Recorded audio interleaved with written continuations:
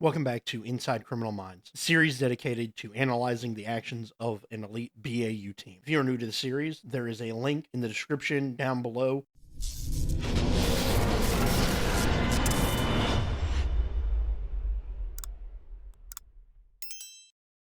This episode begins with Gideon chastising some of the team due to their work habits, staying in the office a lot later than he would want to. Then JJ reveals the unsub for this episode, a serial SAer who went from the SA of college students to more mature women, leading Elle to ask the important question, how do we know that this is the same guy? But the MO is consistent, leaving voicemails for the victims. Reed also brings up the unusual behavior of this unsub, changing the victim pools when we see someone going home after possibly a date and walking straight into the unsub's trap. On the plane, Hotch recognizes how the team reacts to an unsub who isn't actually a killer, that the team seems a lot more calm. When JJ breaks the calm with a new victim, where Gideon realizes the motive of the voicemails are not to taunt or even scare the victim, but they are more of a courting ritual in some sick way, leading them to a power reassurance SAS, which at this point intrigues Gideon due to the unsub's change in victims.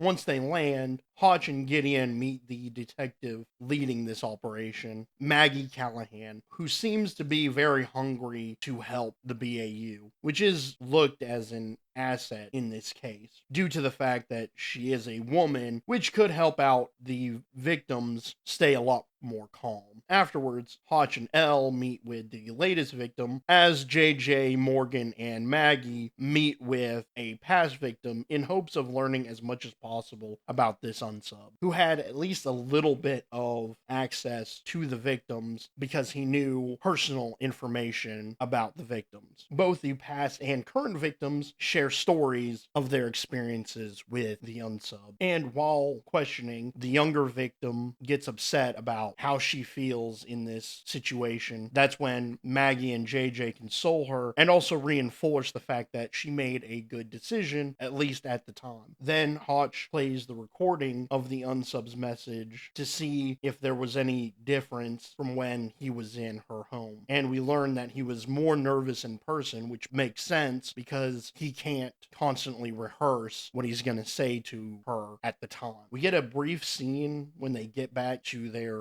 hotel room of Elle showing signs of trauma and PTSD. We later learn is from her experiences with the Fisher King. Even after Reed tries to help her, she denies the help and just goes into her hotel room, which also paints a good light on Reed's character. Again, and I've said this before in other episodes, I felt like Elle and Reed actually had something going on there. Their relationship, not as strong as JJ and Reed, but very much either a romantic relationship or possibly a brother-sister kind of thing where they dig at each other. And I don't know, it's something that I will get into at the end of this episode. And even after instructed, the team continues working on the case when Gideon gets a knock on his door, and it turns out to be Maggie, which is odd because she literally lives 4 blocks away from where they're staying. This also shows her tenacity for this job, but she reveals that possibly there were more victims in the woodwork that could be the linchpin as to why he changed victims. Then we see the rest of the team working until we get to Elle's room, where she is raiding the minibar when Reed comes over and they begin to talk about the experience she had with the Fisher King, how she was shot and came back to the same team. I mean, it's extremely powerful on how she feels about the blood on the wall, quite literally, her blood that the Fisher King used. She also talks about the feeling of him messing around in her body, and it really goes to show you that Elle is a lot stronger of a character because of what happened. Also, it is interesting that Elle reveals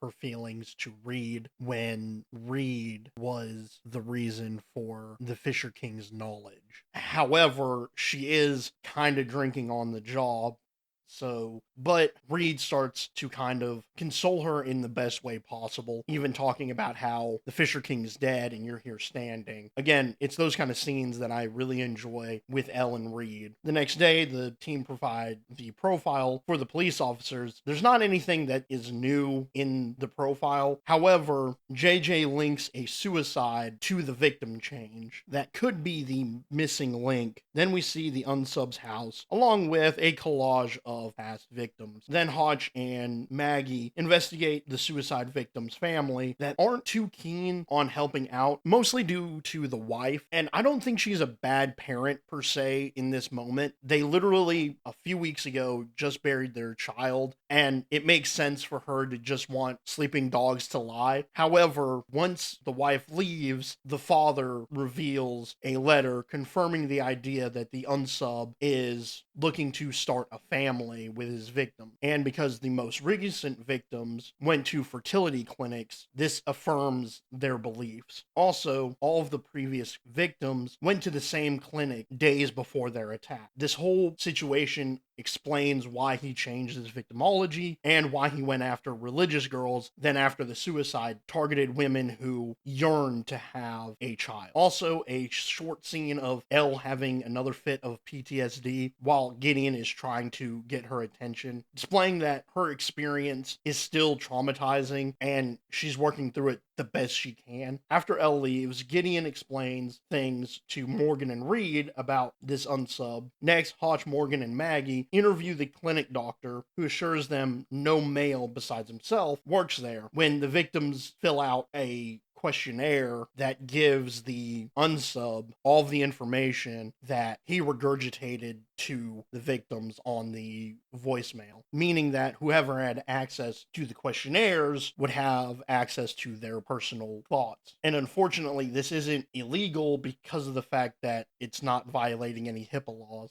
but they pinpoint the company that screens these questionnaires is Firsthand Media. And Morgan calls Garcia, of course, to learn more about this company and flirt. Oh, one last favor. Look up the words sexy and brilliant in that computer of yours and tell me what you come up with. Look at that. It's me. You are a goddess, woman. Ciao. It was a work call. I love how all of the women break their neck when Morgan is flirting with Garcia, and his only defense is just, it's a work call. Anyway, Gideon, Reed, and Elle talk with the manager at Firsthand Media to try to narrow the suspect list, but unintentionally make it bigger because the manager allows his whole team every piece of the business. And I do find it interesting that Gideon and Elle become a little bit more hostile towards the manager. Gideon, I understand, he's very much a cold and calculated person. Whenever he talks, and I don't think I've ever said this, but whenever he talks, it seems like he has control of the room. But Elle stepping up also makes sense because of the trauma that she's been going through and the PTSD that keeps showing up. However, he does reluctantly give up the employment information, and Reed attempts to narrow that list to no avail because most of the workers fit the profile. Go figure. Also, they run into a wall of paper, which honestly should never be a problem because there are PhDs, 3 of them. What are you, a genius or something? I don't believe that intelligence can be accurately quantified, but I do have an IQ of 187 and eidetic memory and can read 20,000 words per minute. Yes, I'm a genius. And Excuse me, can you actually read that fast? Our conscious minds can process 16 bits of information per second. Our unconscious, however, can process 11 million.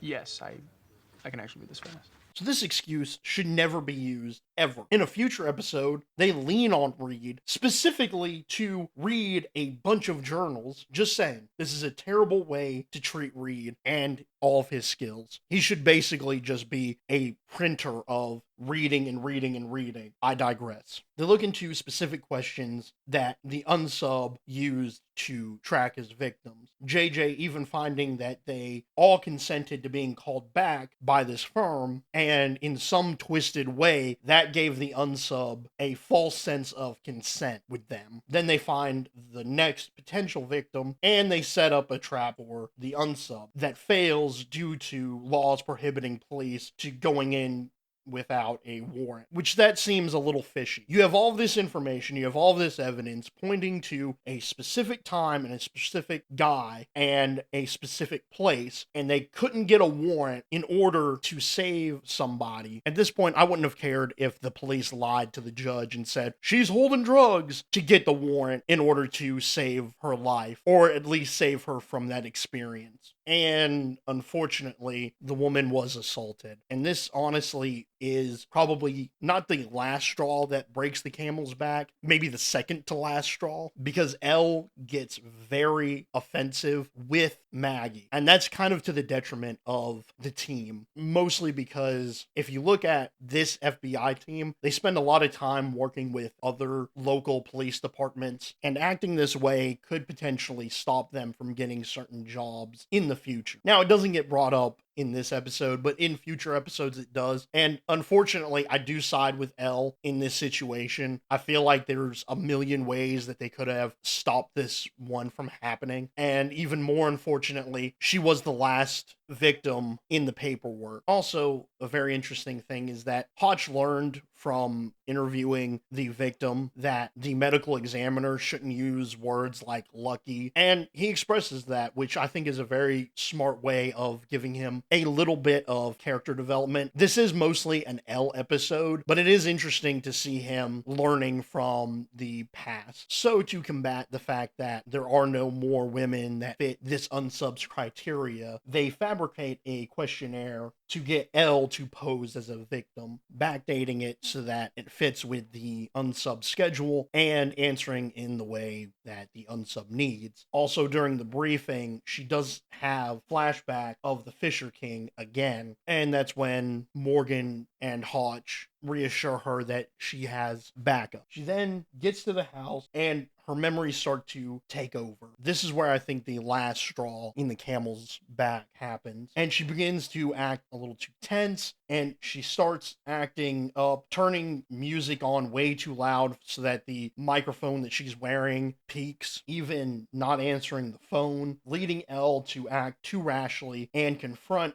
the unsub with a gun before he commits any crime, blowing the whole investigation, forcing the team to release him, and that gets under Elle's skin. She sees this person who has been abusing women, and even though she arrested him in the wrong way, she is vindicated in the fact that she is right, just in the wrong way. And I hate that, because if she would have done the plan, if she would have done it the way she was supposed to do it, they would have had their person. And Maggie does lament to Hotch and Gideon towards the end of this episode about how they don't know if they're ever going to find this guy. And Gideon and Hotch both reassure her. They give her about the best compliments that they can give her. Even Gideon saying, hey, you're going to find this guy. You're way too tenacious not to. And to end this episode, Elle confronts the unsub. They have a little bit of dialogue. He's taunting her, she's taunting him, and it ends up with Elle shooting the unsub. And she